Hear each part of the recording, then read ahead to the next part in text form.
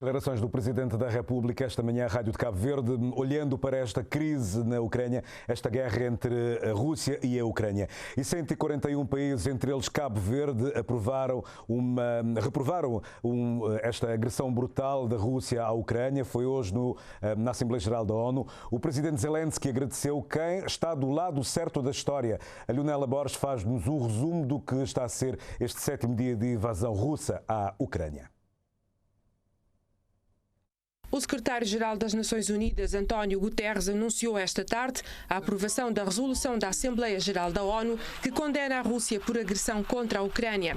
Antes de votação do texto, o embaixador ucraniano nas Nações Unidas interveio na sessão de emergência esta quarta-feira. Sergiy Kilstya apelou ao voto contra a Rússia com respeito aos princípios da Carta das Nações Unidas e afirmou que a Rússia está a cometer um genocídio na Ucrânia muito mais do que uma ocupação. O texto da resolução foi proposto por quase 100 países e foi aprovado por 141 votos a favor, 35 abstenções. Apenas 5 países votaram contra: Bielorrússia, Eritreia, Coreia do Norte, Rússia e Síria.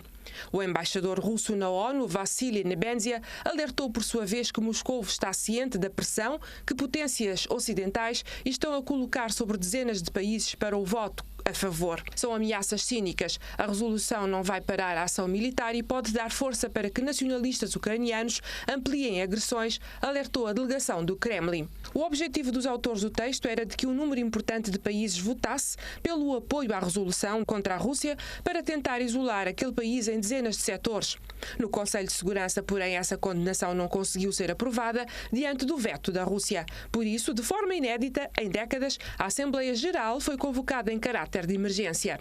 Na passada segunda-feira, 28 de fevereiro, começou, entretanto, uma ronda de negociações entre a Ucrânia e a Rússia com a mediação de países como a França. Por seu lado, esta semana, a ONU pediu 1,7 bilhões de dólares para cobrir a crise humanitária na Ucrânia. O montante será utilizado para fornecer ajuda humanitária urgente à população da Ucrânia e aos refugiados dos países vizinhos. Segundo a ONU, 12 milhões de pessoas na Ucrânia vão precisar de ajuda e proteção, enquanto mais de 4 milhões de refugiados ucranianos podem precisar de ajuda em países vizinhos nos próximos meses. A Polónia é um dos países fronteiriços que está a receber centenas de refugiados vindos da Ucrânia.